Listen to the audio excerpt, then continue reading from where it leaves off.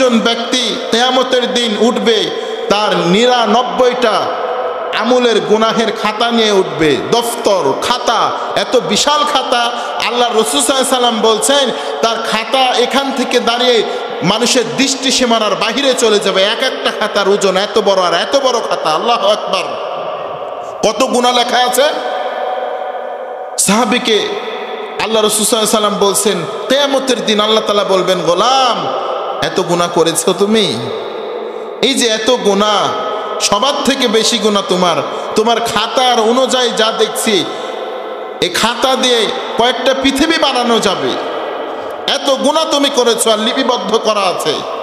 শুধু গুনার খাতা এত, 99টি দফতর। বান্দা মাথা নিচু করে থাকবে, কোনো কথা নাই। দেখেন বিনয়ী মানুষের কত দাম, মাথা নিচু করে থাকবে আর আল্লাহকে আস্তে করে বলবে, আল্লাহ আপনি আপনার ফেরেশতারা প্রথম থেকে ফার্স্ট টু লাস্ট পর্যন্ত আমার সম্পর্কে যা লিখেছে, যা মন্তব্য পেশ করেছে আপনার কাছে, প্রত্যেকটা গুনাহ আমি করেছি আল্লাহ, প্রত্যেকটা গুনাহ আমি করেছি আল্লাহ। এই নাফরমান গুনাহগারের তো ক্ষমা হবে না আল্লাহ, আপনি তো আমাকে জাহান্নামের মধ্যে দিবেন, আমি বুঝতে পেরেছি আল্লাহ। আল্লাহ আমার তো কোনো ক্ষমা হবে না আল্লাহ। আল্লাহ রাসূল সাল্লাল্লাহু আলাইহি সাল্লাম বলছেন তখন আল্লাহ রাব্বুল আলামিনের অন্তরে একটা জোশ খেলে যাবে, আল্লাহু আকবার। তুমি তো গফিরুদ যাম কাবিলুত তাওব সাবাকাত রাহমাতি বিগাদাবি। আল্লাহ তাআলা বলছেন, আরে আমি আল্লাহর রাগ আছে, আমি আল্লাহর দয়াও আছে, তবে রাগের থেকে আমি আল্লাহর দয়াটা অনেক বেশি। সাবাকাত রাহমাতি বিগাদাবি, রাগের থেকে দয়া বেশি আমার। বান্দা বলবো, বান্দা তুমি কি কোনো আমল করো নাই? বলবে আল্লাহ কিচ্ছু করি নাই, দুনিয়াতে কিছু করি নাই আল্লাহ, তবে একটু ছোট্ট একটা আমল আছে। আমি তোমার শিখানো, তোমার রসুলের শিখানো একটা কালিমা, লা ইলাহা ইল্লাল্লাহ মুহাম্মাদুর রাসূলুল্লাহ, এই কালেমাটা আমি সাক্ষ্য দিয়েছিলাম, এই জবান দিয়ে কলব দিয়ে বিশ্বাস করেছিলাম মুহাম্মদ সাল্লাল্লাহু আলাইহি সাল্লাম আল্লাহর রসুল, আর আল্লাহ ছাড়া পৃথিবীতে আর কোনো মাবুদ নাই, ইলাহ নাই। আল্লাহ এই আমলটুকু আমার আছে।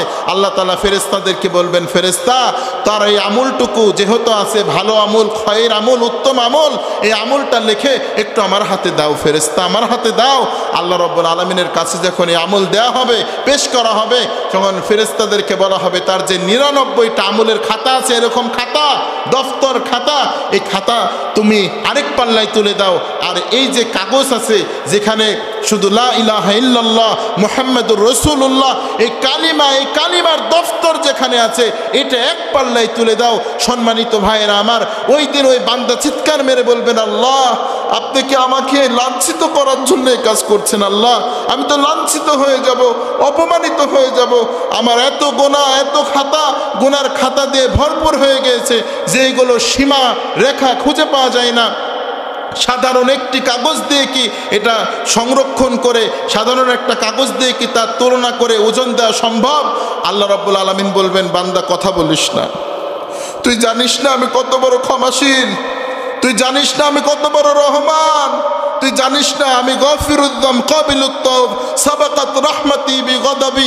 আমার রাগ দেখেছিস, কহারিয়াতের রাগ, তবে আমার দয়া দেখিস না, আমার ক্ষমা তুই এখনো দেখিস নাই, একটু অপেক্ষা কর। বান্দা কান্না করবেন আর তাকিয়ে থাকবেন। আল্লাহ রাব্বুল আলামিন সব খাতাগুলোকে 99টা খাতা ফেরেশতার মাধ্যমে পাল্লার উপরে তুলবেন।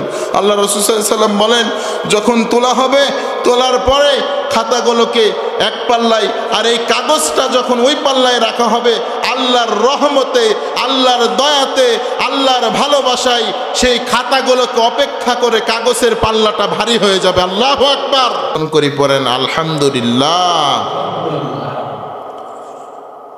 শত কাজ ব্যস্ততা ফেলে রেখে জুমার দিন আমাদেরকে দ্রুত মসজিদে আসতে হবে, ঘোষণাটা দিয়েছেন কে? এই ঘোষণা কি আমার ঘোষণা না আমার রবের ঘোষণা? আমাদের রবের ঘোষণা। আল্লাহ তাআলা বলছেন, ক্রয় বিক্রয়, ব্যবসা বাণিজ্য, শত কাজ ব্যস্ততা জুমার দিনে দূর করে দ্রুত মসজিদে আসো। ঘোষণাটা কার?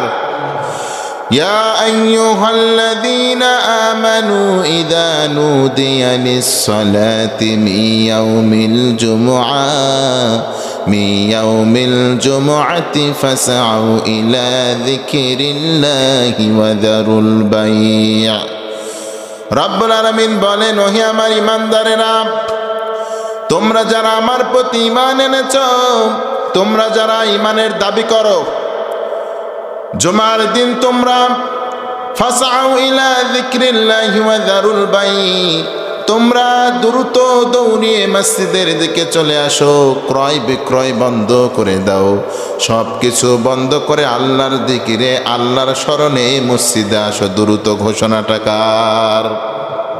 দ্রুত ফাসআউ ইলা যিকরিল্লাহি ওয়া যারুল বাই। ফাসআউ এর তাফসীর হলো, এর অর্থ হলো দৌড়ে আসা। কি করে আসা? আল্লাহ বলছেন দৌড়ে আসতে। আমরা কি দৌড়ে আসি? মুফাসসিরিন ইকরামরা বলছেন আমরা তো দৌড়ে আসতে পারি না, তবে হেঁটে আসলেও দৌড়ানো সওয়াব দান করবেন। চিল্লায় বলতে হবে তিনি কে? আল্লাহ।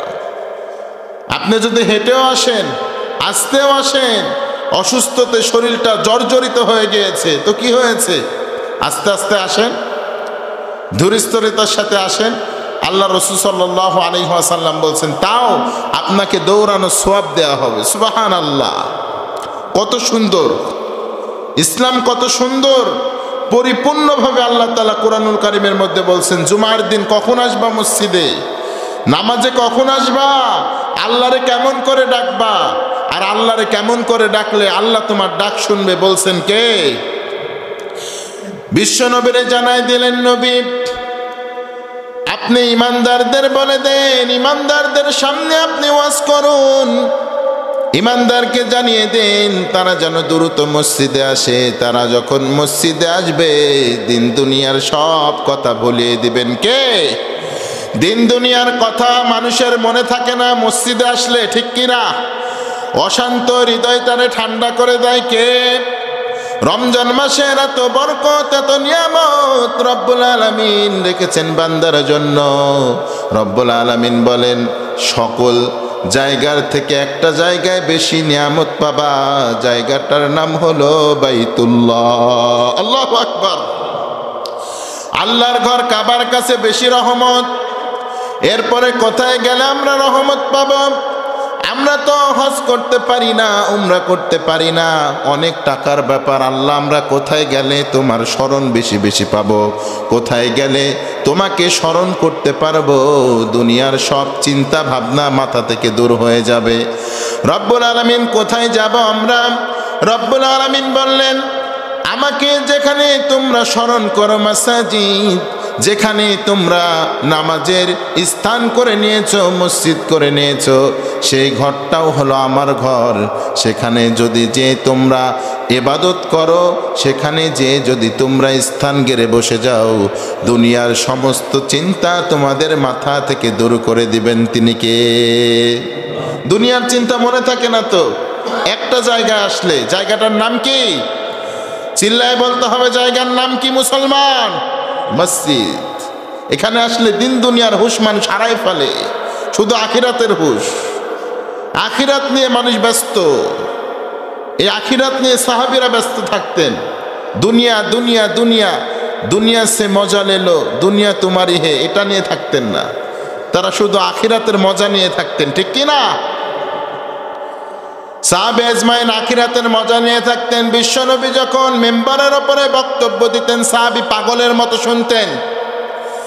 জাহান্নামের বক্তব্য দিলে সাহাবী কেন্দে অস্থির হয়ে যায়, জান্নাতের বক্তব্য দিলে জান্নাত পাওয়ার জন্য ব্যস্ত হয়ে যায়, দুনিয়ার বক্তব্য দিলে তারা দুনিয়া থেকে পানাহ চাইতেন। ঘোষণাটা কার? বিশ্বনবী বলেন আমার সাহাবীদের মতো সাহাবী আর পৃথিবীতে নাই, আমার পাশে যারা থাকে তারাই হলো জান্নাতি। সুবহানাল্লাহ। আবার বিশ্বনবী বলেন বদরের যুদ্ধে যারা অংশগ্রহণ করেছে আমার সাথে তারা হলো জান্নাতি, তারা যারা মরে গিয়েছে তারা শহীদ হয়েছে। আবার যারা বদরের প্রান্ত থেকে ফিরে এসেছে তাদেরকে গাজী হিসাবে ঘোষণা করলো কে? তারা মরলেও শহীদ, বাঁচলেও শহীদ, মরলেও জান্নাতি, বাঁচলেও জান্নাতি। ঘোষণাটা কার? আমাদের জীবনে এরকম করতে চাই। তারা জান্নাতের সার্টিফিকেট পেয়েছে, এরপরেও তারা টেনশন, চিন্তায় ঘুম আসতে পারে না। আল্লাহ কি আমার জান্নাত দিবে? আল্লাহ কি আমার জন্য জাহান্নাম রেখেছেন না জান্নাত রেখেছেন? রমজান মাসে তারাবি পড়ে তাও টেনশন, রমজান মাসে রোজা রাখে তাও টেনশন, আমার রোজা কি কবুল হলো নাকি, আমি যে রোজা রাখলাম আল্লাহ কি কবুল করলো নাকি, এই টেনশন নিয়ে সাহাবীর মাথার মধ্যে ঘুম আসে না। সুবহানাল্লাহ।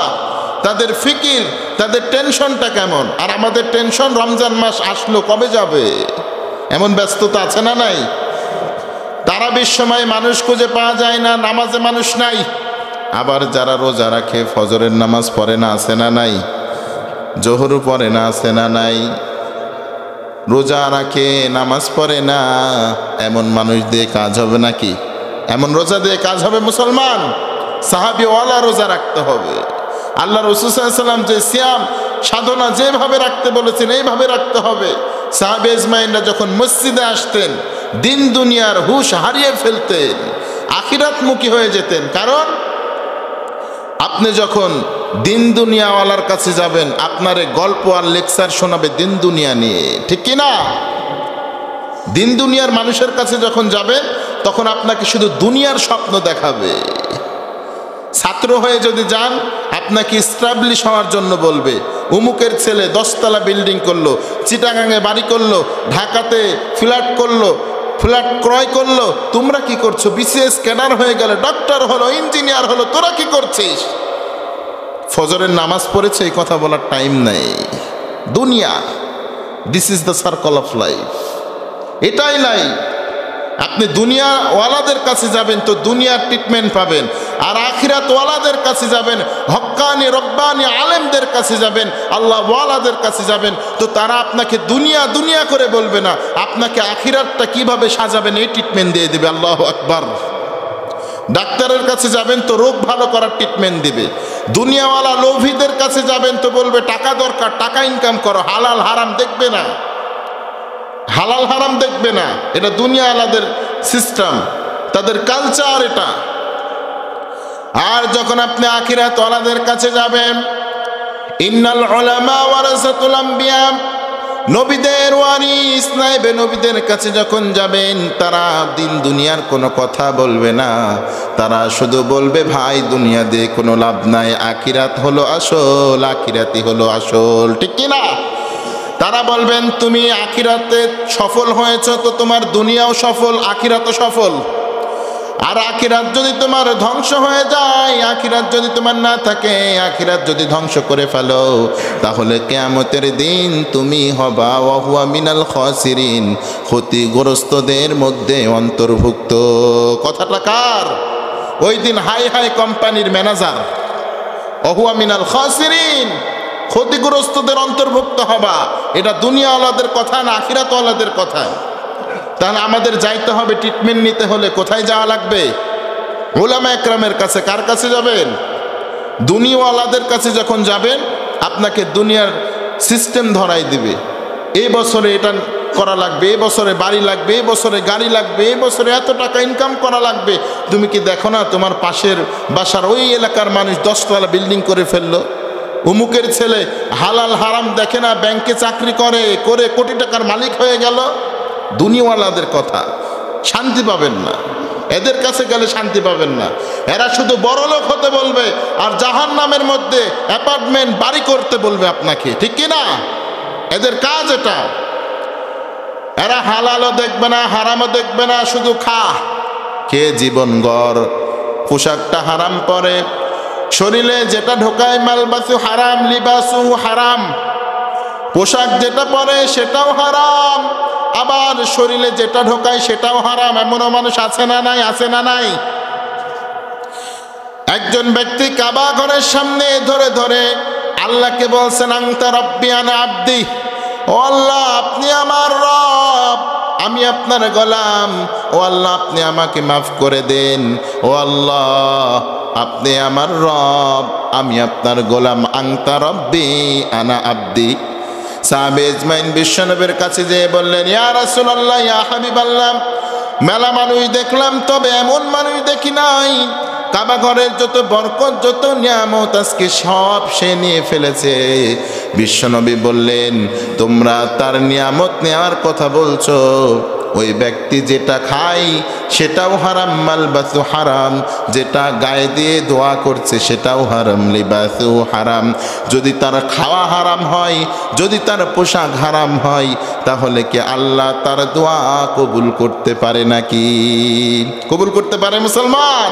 সাহাবে ইসমাইনরে বললেন, যতই আল্লাহ আল্লাহ করুক, শরীরের খাওয়া যদি হারাম হয়, পোশাক যদি হারাম হয়, জীবন যদি হারামের ওপর গড়ো মুসলমান, হাজার রাকাত নামাজ পড়ে লাভ নাই, কাবার গিলাফ ধরে দোয়া করে লাভ নাই, চিল্লায় বলতে হবে ঠিক কিনা? হারামের ওপর জীবন গড়ে লাভ নাই, তবে ক্ষমা চাইতে হবে। তিনি গফিরুয যাম কাবিলুত তাওব। সাহাবে ইজমাইনরা এত হালাল খেয়েছেন, এত কষ্ট করেছেন, এরপরেও রাসূলের দরবারে এসে বলছেন, নাফাকা হানজালাতু ইয়া রাসূলুল্লাহ, ওগো আল্লাহর রাসূল, আপনার চাচা হানজালা তো মুনাফিক হয়ে গিয়েছে। বিশ্বনবী বললেন, কি ব্যাপার চাচা, আপনি এমন কথা বলেন কেন? কি হয়েছে আপনার, এমন কথা বলেন কেন? চাচারে বললেন, ও চাচা, ও আমার প্রাণের চাচা, যেই দিন আমার পাশে কেউ ছিল না, ছিলেন আপনি। আমাকে শেল্টার দেওয়ার মতো কেউ যেদিন ছিল না, ছিলেন আপনি। আপনি কেন বলছেন না আপনি মুনাফিক হয়ে গিয়েছেন? আপনি তো ইমানদারদের মধ্যে অন্তর্ভুক্ত, ইমানদারদের মধ্যে প্রথম কাতারে, ঠিক কিনা? হানজালা রাদিয়াল্লাহু তাআলা আনহুকে বললেন, ও চাচা, নাফাকা হানজালাতু ইয়া রাসূলুল্লাহ কেন বললেন? আপনি একটু ব্যাখ্যা করে দেন। বিশ্বনবীরে বললেন, ও নবী, যখন আমি আপনার কাছে থাকি, আপনি মেম্বারের উপরে বসে আপনি যখন জান্নাত নিয়ে কথা বলেন, আপনি যখন জাহান্নাম নিয়ে কথা বলেন নবী, তখন আমি জান্নাতটা চোখের সামনে দেখতে পাই। আবার যখন জাহান্নাম নিয়ে কথা বলেন, জাহান্নামের আযাব আমার চোখের সামনে ভাসে রে নবী। দুনিয়ার কথা সব ভুলে যাই, আখিরাতের কথা শুধু মনে হয়। কিয়ামতের দিন আল্লাহ বলেছেন, সকল মানুষকে উলঙ্গ করে একত্রিত করা হবে, কথা মনে চলে আসে। দুনিয়ার কথা মনে থাকে না, বংশের কথা মনে থাকে না, সন্তানের কথা মনে থাকে না, স্ত্রীর কথা মনে থাকে না, ভোলাই দেয় কে? আগে বলেছি, মসজিদে যদি আসো দুনিয়ার কথা মনে থাকবে না, ঘোষণাটা কার? মসজিদ এমন একটা জায়গা, দুনিয়ার যত চাকচিক্য, দুনিয়ার যত রং তামাশা, দুনিয়ার যত রং তামাশা সব ভুলিয়ে দিবেন কে? সব ভুলিয়ে দিবেন। সাহাবে ইজমাইন রাসূল বললেন, ও আমার চাচা, মসজিদ হলো এমন জায়গা, আর যখন ওয়াজ করা হয়, নসিহা করা হয়, ওয়াজ নসিহাটা এমন একটা বরকতপূর্ণ জিনিস, কখনো আপনার ঈমান বাড়বে, আবার কখনো কমবে। যখন দুনিয়ার মানুষের সাথে আপনি মিশে যাবেন, তখন দুনিয়ার মানুষের সাথে আপনার কলবটা একত্রিত হয়ে যাবে, তখন আপনার দুনিয়া নিয়ে ফিকির আসবে, দুনিয়া নিয়ে টেনশন আসবে।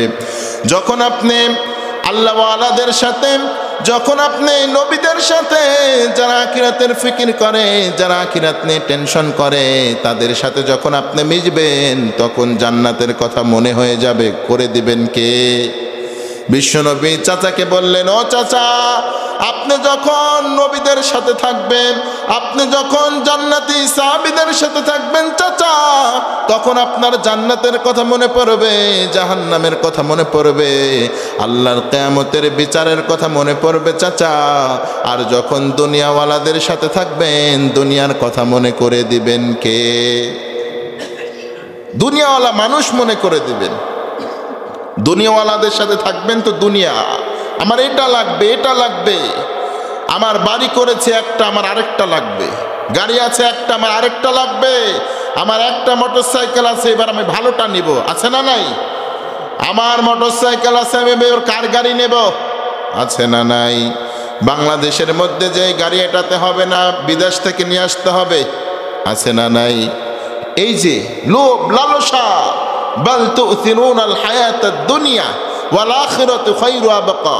ছোট্ট একটা দুনিয়া পেয়েছেন, ছোট্ট একটা সময় পেয়েছেন, এই সময়টাতে আখিরাতের কথা, আল্লাহর কথা ভাবার সময় নাই, মাগার শুধু দুনিয়া দুনিয়া দুনিয়া করে শেষ হয়ে যায়, ঠিক কিনা?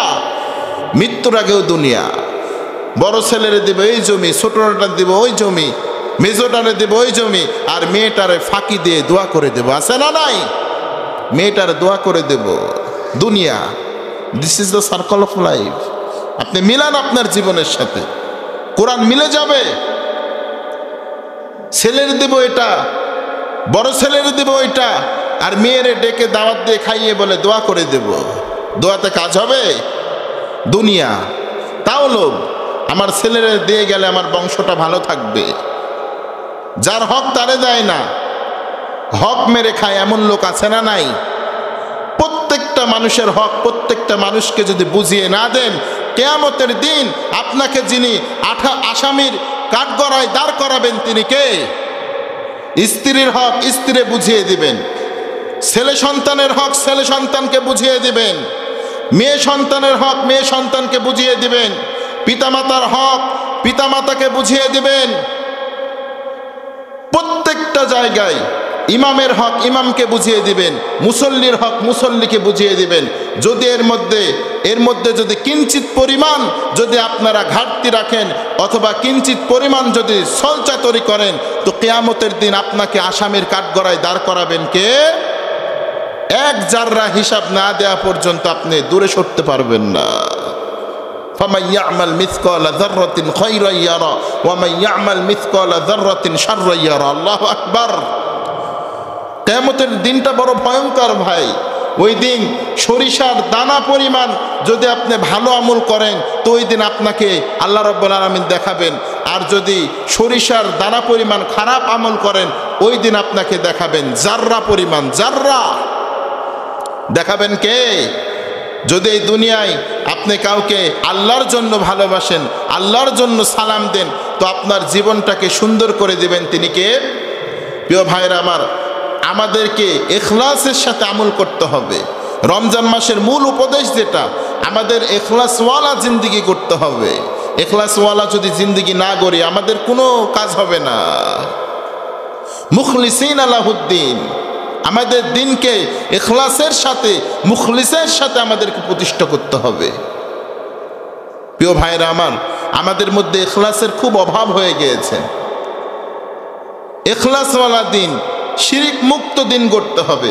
আল্লাহর সামনে যে দাঁড়াচ্ছেন, শিরিক মুক্তভাবে দাঁড়াতে হবে। যখন কারো কাছে চাইবেন, কোনো উসিলা রাখা যাবে না। অনেক বড় অসুখ হয়েছেন আপনার, আপনি যাই মাজারে মানসিক করছেন, এখানে মানসিক করছেন, ওখানে মানসিক করছেন। আল্লাহু আকবার। আল্লাহ রসুলের কথা, একজন ব্যক্তি কিয়ামতের দিন উঠবে, তার 99টা আমলের গুনাহের খাতা নিয়ে উঠবে। দফতর, খাতা, এত বিশাল খাতা। আল্লাহ রাসূল সাল্লাল্লাহু আলাইহি ওয়াসাল্লাম বলছেন, তার খাতা এখান থেকে দাঁড়িয়ে মানুষের দৃষ্টি সীমানার বাহিরে চলে যাবে। এক একটা খাতার ওজন এত বড়, আর এত বড় খাতা। আল্লাহু আকবার। কত গুনাহ লেখা আছে। সাহাবীকে আল্লাহ রাসূল সাল্লাল্লাহু আলাইহি ওয়াসাল্লাম বলছেন, কিয়ামতের দিন আল্লাহ তাআলা বলবেন, গোলাম এত গুনাহ করেছো তুমি, এই যে এত গুনাহ, সবার থেকে বেশি গুনাহ তোমার খাতার অনুযায়ী যা দেখছি, এই খাতা দিয়ে কয়েকটা পৃথিবী বানানো যাবে। এত গুনাহ তুমি করেছো, আর লিপিবদ্ধ করা আছে। শুধু গুনার খাতা এত, 99টি দফতর। বান্দা মাথা নিচু করে থাকবে, কোনো কথা নাই। দেখেন বিনয়ী মানুষের কত দাম। মাথা নিচু করে থাকবে, আর আল্লাহকে আস্তে করে বলবে, আল্লাহ আপনি আপনার ফেরেশতারা প্রথম থেকে ফার্স্ট টু লাস্ট পর্যন্ত আমার সম্পর্কে যা লিখেছে, যা মন্তব্য পেশ করেছে আপনার কাছে, প্রত্যেকটা গুনাহ আমি করেছি আল্লাহ, প্রত্যেকটা গুনাহ আমি করেছি আল্লাহ। এই নাফরমান গুনাহগারের তো ক্ষমা হবে না আল্লাহ, আপনি তো আমাকে জাহান্নামের মধ্যে দিবেন, আমি বুঝতে পেরেছি আল্লাহ। আল্লাহ আমার তো কোনো ক্ষমা হবে না আল্লাহ। আল্লাহ রাসূল সাল্লাল্লাহু আলাইহি ওয়াসাল্লাম বলছেন, তখন আল্লাহ রাব্বুল আলামিনের অন্তরে একটা জোশ খেলে যাবে। আল্লাহু আকবার। তুমি তো গফিরুদ যাম কাবিলুত তাওব সাবাকাত রাহমাতি বিগাদাবি। আল্লাহ তাআলা বলছেন, আরে আমি আল্লাহর রাগ আছে, আমি আল্লাহর দয়াও আছে, তবে রাগের থেকে আমি আল্লাহর দয়াটা অনেক বেশি। সাবাকাত রাহমাতি বিগাদাবি, রাগের থেকে দয়া বেশি আমার। বান্দা বলবো, বান্দা তুমি কি কোনো আমল করো নাই? বলবে, আল্লাহ কিচ্ছু করি নাই, দুনিয়াতে কিছু করি নাই আল্লাহ, তবে একটু ছোট্ট একটা আমল আছে। আমি তোমার শিখানো তোমার রসুলের শিখানো একটা কালিমা লা ইলাহা ইল্লাল্লাহ মুহাম্মাদুর রাসূলুল্লাহ, এই কালেমাটা আমি সাক্ষ্য দিয়েছিলাম, এই জবান দিয়ে কলব দিয়ে বিশ্বাস করেছিলাম মুহাম্মদ সাল্লাল্লাহু আলাইহি সাল্লাম আল্লাহর রসুল, আর আল্লাহ ছাড়া পৃথিবীতে আর কোনো মাবুদ নাই, ইলাহ নাই, আল্লাহ এই আমলটুকু আমার আছে। আল্লাহ তাআলা ফেরেশতাদেরকে বলবেন, ফেরেশতা তার এই আমলটুকু যেহেতু আছে, ভালো আমল, খয়ের আমল, উত্তম আমল, এই আমলটা লিখে একটু আমার হাতে দাও ফেরেশতা, আমার হাতে দাও। আল্লাহ রাব্বুল আলামিনের কাছে যখন এই আমল দেওয়া হবে, পেশ করা হবে, তখন ফেরেশতাদেরকে বলা হবে তার যে 99টা আমলের খাতা আছে, এরকম খাতা, দফতর খাতা, এই খাতা তুমি আরেক পাল্লায় তুলে দাও। আর এই যে কাগজ আছে যেখানে শুধু লা ইলাহা ইল্লাল্লাহ মুহাম্মাদুর রাসূলুল্লাহ এই কালিমা, এই কালিমার দফতর যেখানে আছে, এটা এক পাল্লায় তুলে দাও। সম্মানিত ভাইয়েরা আমার, ওই দিন ওই বান্দা চিৎকার মেরে বলবেন, আল্লাহ আপনি কি আমাকে লাঞ্ছিত করার জন্য এই কাজ করছেন? আল্লাহ আমি তো লাঞ্ছিত হয়ে যাব, অপমানিত হয়ে যাব, আমার এত গোনা, এত খাতা, গোনার খাতা দিয়ে ভরপুর হয়ে গিয়েছে, যেগুলো সীমা রেখা খুঁজে পাওয়া যায় না। সাধারণ একটি কাগজ দিয়ে কি এটা সংরক্ষণ করে, সাধারণ একটা কাগজ দিয়ে কি তার তুলনা করে ওজন দেওয়া সম্ভব? আল্লাহ রাব্বুল আলামিন বলবেন, বান্দা কথা বলিস না, তুই জানিস না আমি কত বড় ক্ষমাশীল, তুই জানিস না আমি কত বড় রহমান, তুই জানিস না আমি গফিরুদ্দাম কাবিলুত তাওব সাবাকাত রাহমাতি বিগদাবি, আমার রাগ দেখেছিস কহারিয়াতের রাগ, তবে আমার দয়া দেখিস না, আমার ক্ষমা তুই এখনো দেখিস নাই, একটু অপেক্ষা কর। বান্দা কান্না করবেন আর তাকিয়ে থাকবেন। আল্লাহ রাব্বুল আলামিন সব খাতাগুলোকে 99টা খাতা ফেরেশতার মাধ্যমে পাল্লার উপরে তুলবেন। আল্লাহ রাসূল সাল্লাল্লাহু আলাইহি সাল্লাম বলেন, যখন তোলা হবে, তোলার পরে খাতাগুলোকে এক পাল্লায়, আর এই কাগজটা যখন ওই পাল্লায় রাখা হবে, আল্লাহর রহমতে, আল্লাহর দয়াতে, আল্লাহর ভালোবাসায় সেই খাতাগুলোকে অপেক্ষা করে কাগজের পাল্লাটা ভারী হয়ে যাবে। আল্লাহু আকবার। ওই দিন আল্লাহর রহমত আর দয়া আর ভালোবাসায় বাঁচিয়ে দিবেন কে? আল্লাহর হাবিব সাল্লাল্লাহু আলাইহি সাল্লামকে বলা হলো, ইয়া রাসূলুল্লাহ আমরা কি আমাদের আমল দিয়ে জান্নাত পাবো? আমরা কি আমল দিয়ে জান্নাত পাবো? আল্লাহ রাসূল সাল্লাল্লাহু আলাইহি সাল্লাম বললেন, না, আমল দিয়ে জান্নাত পাওয়া সম্ভব নয়। জান্নাত পাবা রবের দয়াতে, রবের ভালোবাসায়, রবের অনুগ্রহ আর করুণাতে, ঠিক কিনা? একজন ব্যক্তি জান্নাতের সামনে যাওয়ার জন্য খুব আগ্রহ প্রকাশ করবে, এত সওয়াব, এত পর্যন্ত সোয়াবের অধিকারী হবে সে, তার সোয়াব দেখে অন্য অন্য উম্মতরা টাসকি খেয়ে যাবে, তাকিয়ে থাকবে, হাই হাই সে শত শত মানুষের সোয়াব একাই কামাই করে নিয়েছেন। তার মনের মধ্যে একটা অহংকার চলে আসবে যে আজকে আমার আল্লাহর দয়া ছাড়াই আমি জান্নাতে যেতে পারবো, যত আমল আমি করেছি, পারবো আজকে জান্নাতে যেতে। আল্লাহ রাসূল সাল্লাল্লাহু আলাইহি সাল্লাম বলেন, আল্লাহ রাব্বুল আলামিন তার হিসাব নেওয়া শুরু করবেন, এক পর্যায় থেকে হিসাব নেওয়া শুরু করবেন, বলবেন, বান্দা এই গুনাহ করেছিল, এটার বিনিময়ে এতটুকু কেটে ফেললাম, এখানে ভুল করেছিল, এতটুকু কেটে ফেললাম, কাটতে কাটতে কাটতে আল্লাহর রাসূল সাল্লাল্লাহু আলাইহি সাল্লাম বলেন, এক পর্যায়ে বান্দার পাহাড় সমতুল্য আমলগুলো একটা একটা বস্তায় পরিণত হয়ে যাবে, একটা আয়তধীন একটা বস্তার মতো একটি স্তূপে পরিণত হবে, জব বা ভুট্টার স্তূপের মতো পরিণত হয়ে যাবে পাহাড় সমতুল্য সোয়াবগুলো। বান্দা বুঝতে পারবে আর সঙ্গে সঙ্গে বলবেন, আল্লাহ আমি বুঝতে পেরেছি আমল দিয়ে জান্নাত পাওয়া সম্ভব নয়, আল্লাহ তোমার দয়া, তোমার ভালোবাসা, তোমার অনুগ্রহ দিয়েই জান্নাত পাওয়া সম্ভব। সুবহানাল্লাহ, তোমার অনুগ্রহ, ভালোবাসা, দয়া দ্বারা জান্নাত পাওয়া সম্ভব। আল্লাহ আজকে আমি আমার আমল দ্বারা জান্নাতে যেতে চাই না, আল্লাহ আমি তোমার অনুগ্রহ, তোমার ভালোবাসা, তোমার দয়া দিয়ে আমি জান্নাতে যেতে চাই। আল্লাহ রাব্বুল আলামিন বলবেন, বান্দা এবার তুমি বুঝতে পেরেছো, তুমি আসলে জানো না আমি কেমন রহমান, আমি কেমন দয়ার সাগর, আমি কেমন রহমান, আমার দয়া ছাড়া, আমার মায়া ছাড়া কেউ জান্নাতে যেতে পারবে না। সুবহানাল্লাহ। আম্মা জান আয়েশা রাদিয়াল্লাহু তাআলা আনহা বললেন, ইয়া রাসূলুল্লাহ আপনি কি যেতে পারবেন না জান্নাতে আল্লাহর দয়া ছাড়া? আপনিও পারবেন না, আপনি তো রাসূল, আপনি তো হাবিবুল্লাহ, আপনি তো আল্লাহর হাবিব, আপনি তো আল্লাহর বন্ধু। আল্লাহ রাসূল সাল্লাল্লাহু আলাইহি ওয়াসাল্লাম বলছেন, আয়েশা ওই দিনে চতুর্দিক থেকে আল্লাহর রহমত আমাকে ঘিরে ধরে থাকবে। আল্লাহু আকবার। সেই রহমতের বাড়িধারা দেই আল্লাহ রাব্বুল আলামিন সর্বপ্রথম আমার উম্মতের সাথে আমাকে জান্নাতের সর্বপ্রথম প্রবেশ করাবেন। সুবহানাল্লাহ। সেই জান্নাতে আমরা যদি প্রবেশ করতে চাই, প্রিয় ভাইয়েরা আমার, ইখলাসওয়ালা জিন্দেগি দরকার। ইখলাসের সাথে আমাদের আমল দরকার, রসুলের তরিকায় আমল করা দরকার। কারণ কুল ইন কুনতুম তুহিব্বুনাল্লাহ ফাত্তাবিউনি ইউহিব্বুকুমুল্লাহু ওয়া ইয়াগফির লাকুম যুনুবাকুম আল্লাহু গফুরুর রহিম। আপনি যদি আল্লাহকে ভালোবাসতে চান, আপনি যদি আল্লাহকে পেতে চান, আল্লাহর সান্নিধ্য লাভ করতে চান, প্রিয় ভাইরা আমার, ফাত্তাবিউনি, রসুলকে মাইনাস করে, রসুলের অনুসরণ বাদ দিয়ে আপনি পারবেন না। রসুলকে যখন পূর্ণ অঙ্গ আপনি অনুসরণ শুরু করবেন, আল্লাহ বলছেন গোলাম আমাকে তখন পেয়ে যাবে, আমাকে পেয়ে যাবে, তখন আমার অনুগ্রহ পেয়ে যাবে, আমার দয়া পেয়ে যাবে, আমার ভালোবাসা পেয়ে যাবে। যে ভালোবাসা পেলে আমার গোলাম জাহান্নামের রাস্তা থেকে জান্নাতের রাস্তায় উঠে যাবে। সুবহানাল্লাহ। আমরা রবের অনুগ্রহ চাই, ক্ষমা চাই, দয়া চাই। আল্লাহর রাগ কিয়ামতের দিন দেখতে চাই না। যারা আল্লাহর রাগের শিকার হয়ে যাবে তারা সবাই go to the hell fire, জাহান্নামের মধ্যে নিক্ষিপ্ত হবে, ঠিক কিনা? আমরা আল্লাহর দয়া চাই না গজব চাই? দয়া চান তো সবাই।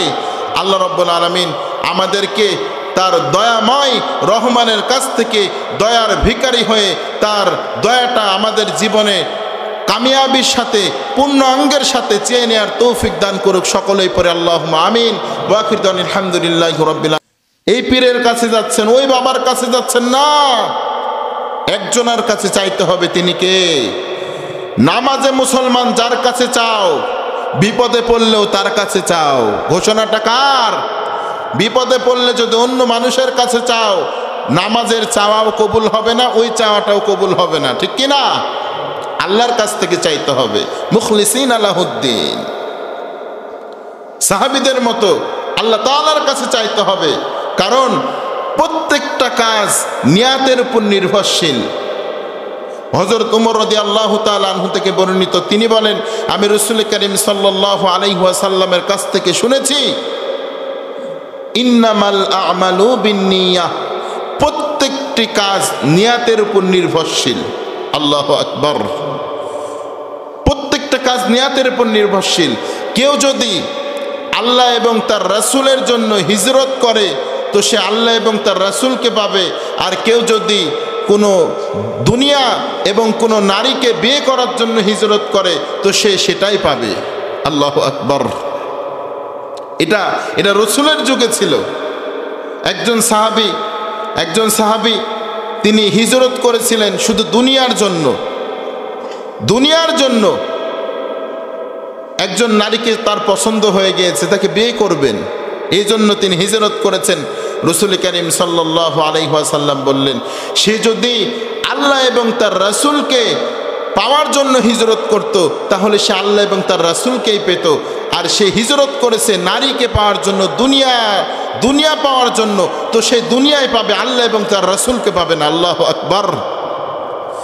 আপনি যদি মসজিদে বের হন, আপনার নিয়াত থাকে হুজুর আগে মসজিদে আসব, প্রত্যেকটা দিন আপনি ওয়াজ করলেন, আল্লাহ ওয়াজ করলো, ইয়া আইয়ুহাল্লাযীনা আমানু ইযা নুদিয়া লিস-সালাতি মিন ইয়াউমিল জুমআহ ফাসআউ ইলা যিকরিল্লাহি ওয়া যারুল বাই' যালিকুম খায়রুল লাকুম ইন কুনতুম তা'লামুন। আল্লাহ ওয়াজ করলো, আল্লাহ বলছেন, ও ঈমানদাররা, ফাসআউ ইলা যিকরিল্লাহি ওয়া যারুল বাই', আপনি আল্লাহর কথা শুনে বললেন, আল্লাহ আপনি বলেছেন দ্রুত মসজিদে যেতে, আজকে আমি নিয়াত করে ফেললাম সবার প্রথমে মসজিদে যে আমি সামনের কাতারে বসবো।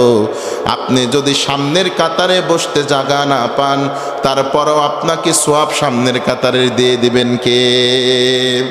ইন্নামাল আমালু বিন্নিয়াহ। বিশ্বনবী বলেন, কেউ যদি বড় বড় দান করার ইচ্ছা করে, টাকা নাই, অনেক মানুষের স্বপ্ন আছে না নাই? যার টাকা নাই সে দান করতে যায়, আর যার টাকা আছে তাই পকেট চেপে ধরে রাখতে চায়, আছে না নাই? যার ক্ষমতা আছে দেওয়ার মতো দিতে চায় না, যার টাকা নাই তাই মনে করে দুনিয়াতে যদি আমার টাকা হয়, দুনিয়াতে যদি আমার সম্পদ হয়, আমি মসজিদের উপরে ছাদটা করে দেব, এমনও বিবেকমান মানুষ আছে না নাই? আবার যাদের টাকা আছে করতে পারে না। বিশ্বনবী বললেন, বড় বড় দান, বান্দার কাছে এখন টাকা নাই, বলছে আল্লাহ আমার কাছে যদি টাকা হয়, এই পরিমাণ টাকা আমি আমি তোমার ঘর মসজিদে আল্লাহ আমি ওপরের কাজটা করে দেব, আল্লাহ আমি ফ্যান দিয়ে দেব, আল্লাহ তোমার ঘর মসজিদের বিদ্যুৎ বিলটা আমি এই রমজান মাসে দিয়ে দেব। এই কথা যদি কোনো বান্দা বলে, দিতে পারে নাই, দেওয়ার পরিস্থিতি নাই, আল্লাহ রাসূল সাল্লাল্লাহু আলাইহি ওয়াসাল্লাম বলছেন অটোমেটিক দেওয়ার সওয়াব তার আমলনামায় উঠে দেবে, অটোমেটিক উঠে যাবে। রাস্তাতে বের হচ্ছেন, ওযু করেছেন, আপনার মনের মধ্যে চিন্তা, দেখেন নিয়াত কি জিনিস। একটি হাদিস যদি আপনি আমল করতে পারেন, একটি হাদিসের উপরে আপনার জীবন পরিবর্তন হয়ে যাবে, জীবনের মধ্যে সেন্স চলে আসবে। বাসা থেকে বের হয়েছেন, সুন্দর করে ওযু করেছেন, ওযু করে আপনার নিয়াত আজকে আমি নামাজে যাওয়ার সময় যারা বেনামাজি, নামাজ পড়ে না, যে লোকগুলোকে রাস্তার উপরে দেখি, এরকম 3টা মানুষকে আমি আজকে ডেকে প্রথমে সালাম দেব, এরপরে নামাজ সম্পর্কে দাওয়াত করব, নামাজ নিয়ে দাওয়াত করব, তাদেরকে মসজিদে দ্রুত যাওয়ার জন্য বলবো। রাস্তা দিয়ে বের হয়েছেন, বাস কাউকে পেলেন না, আরেকটা নিয়াত করেছেন মসজিদে এসে আমি 2 রাকাত নামাজ পড়ব, বাস লোকও পেলেন না, মসজিদে এসে দেখছেন মসজিদ পেকআপ, বসার জায়গা নাই, ইমাম সাহেব নামাজে দাঁড়িয়ে যাওয়ার মতো অবস্থা, নামাজ পড়ার সময় নাই। আল্লাহর হাবিব সাল্লাল্লাহু আলাইহি ওয়াসাল্লাম বলছেন ওই যে 3টা মানুষকে সালাম দেওয়া আর ইসলামের পথে আনার যে দাওয়াতের আমল সে নিয়াত করেছিল, মসজিদে এসে 2 রাকাত নামাজের নিয়াত করেছিল, উভয় সওয়াব তার আমল নামে আল্লাহ রাব্বুল আলামিন সঙ্গে সঙ্গে লিপিবদ্ধ করে দিয়েছেন। আল্লাহু আকবার, সঙ্গে সঙ্গে লিপিবদ্ধ করে দিয়েছেন। সাহাবীরা বললেন ইয়া রাসূলুল্লাহ, ইয়া হাবিবাল্লাহ, যদি মানুষ খারাপ আমলের নিয়াত করে, আজকে আমি রমনা পার্কের এখানে যাব, একজন মেয়ের সাথে টাঙ্কি মারব, তার সাথে গোপন বিষয়ে প্রাইভেট বিষয়ে আলোচনা করব, ভালোবাসা নিয়ে কথা বলবো, আমি আজকে চুরি করব, আমি আজকে তার সাথে ফোনে কথা বলবো, তার মন জয় করে ফেলবো, এইগুলো যদি খারাপ কোনো চিন্তা ভাবনা তার মনের মধ্যে আসে আর নিয়াত করে ফেলে, আল্লাহর হাবিব সাল্লাল্লাহু আলাইহি ওয়াসাল্লাম বললেন গুনাহ লেখা হবে না। যতক্ষণ পর্যন্ত গুনার মধ্যে লিপ্ত না হবে ততক্ষণ পর্যন্ত গুনাহ লেখা হবে না। ঘোষণাটা কার? বিশ্বনবী বললেন গুনার মধ্যে যখন লিপ্ত হবে তখনই গুনাহ লেখা হবে। যদি কোনো মানুষ, আল্লাহ বলছেন লা তাকরাবুজ জিনা, জিনার ধারে কাছেও যেও না, ইন্নাহু ফাহিশা, নিশ্চয় এটা গুনাহের কাজ, লজ্জাজনক কাজ। কথাটা কার? যদি কোনো বান্দা জেনার মধ্যে লিপ্ত হয়ে যায়, জেনার করার আগ মুহূর্ত পর্যন্ত কোনো গুনাহ হবে না, জেনার জন্য কাপড় খুলে ফেলেছে, জেনার মধ্যে লিপ্ত হয়েছে, মুহাদ্দিসিন একরাম বলছেন তার ঈমান তার রুহু থেকে বের হয়ে দূরে সরে গিয়েছে। আল্লাহু আকবার, তার ঈমান তার ভিতরে নাই, দূরে সরে গিয়েছে, গুনাহ শেষ। আবার ঈমানের এসেছেন, সঙ্গে সঙ্গে দাঁড়িয়ে বলছেন রব্বুল আলামিন, কত বড় ভুল করে ফেললাম, কত বড় গুনাহ করে ফেললাম, আপনি আমাকে মাফ করে দেন, আমাকে ক্ষমা করে দেন। আপনি যদি আমাকে ক্ষমা না করেন আমি অহুয়া মিনাল খাসিরিন, ক্ষতিগ্রস্তদের অন্তর্ভুক্ত হয়ে যাব। যদি বান্দা ওখান থেকে তওবা করে, বান্দা যদি ওখানে বলে আল্লাহ জীবনে যা করলাম আর কোনো দিন করব না, আল্লাহকে যদি এমন কথা বলতে পারে, স্বীকৃতি দিতে পারে, আল্লাহর হাবিব সাল্লাল্লাহু আলাইহি ওয়াসাল্লাম বলছেন বান্দার গুনাহ সেখানেই ক্ষমা হয়ে যাবে। সুবহানাল্লাহ, তিনি গফুরুয যাম কাবিলুত তাওব, মাফ করবেন তো করবেন। আল্লাহকে বলতে হবে আল্লাহ জীবনে অনেক ভুল, অনেক গুনাহ করেছে, আল্লাহ আর গুনাহ করতে চাই না, আল্লাহ আল্লাহ ভুল তো করেই ফেললাম, মাফ করে দাও। ক্ষমা চাওয়ার মতো চাইতে হবে। তাহলে ইন্নামাল আমালু বিন্নিয়াহ, প্রত্যেকটা কাজ নিয়াতের উপর নির্ভরশীল। যদি ভালো নিয়াত করেন আমি এটা করব, এটা করব, এটা করব, যদি এই নিয়াত করেন এখানে বসে থেকে যে আমি আজকে বাসায় যাব, আমার ওয়াইফকে রান্নার কাজে একটু সহযোগিতা করব, বাস করতে পারেন নাই, তারপরও আল্লাহ রাব্বুল আলামিন সওয়াব দিয়ে দেবেন। সুবহানাল্লাহ, দিস ইজ দ্য ইসলাম। এটাই ইসলাম, এটাই ইসলামের সৌন্দর্য। ইসলামের মতো এত সুন্দর সাবলীল আর এত ভারসাম্যপূর্ণ জীবন ব্যবস্থা কেউ দিতে পারে না। চিল্লায় বলেন ঠিক কিনা? কোনো ধর্ম, কোনো কর্ম, কোনো মানুষ, কোনো মানবরচিত কোনো ধর্ম মতবাদ ইসলামের মতো এত শান্তি, শৃঙ্খলার, ভদ্রতা দেখাতে পারে নাই, কিয়ামত পর্যন্ত দেখাতে পারবে না। ঘোষণাটা কার?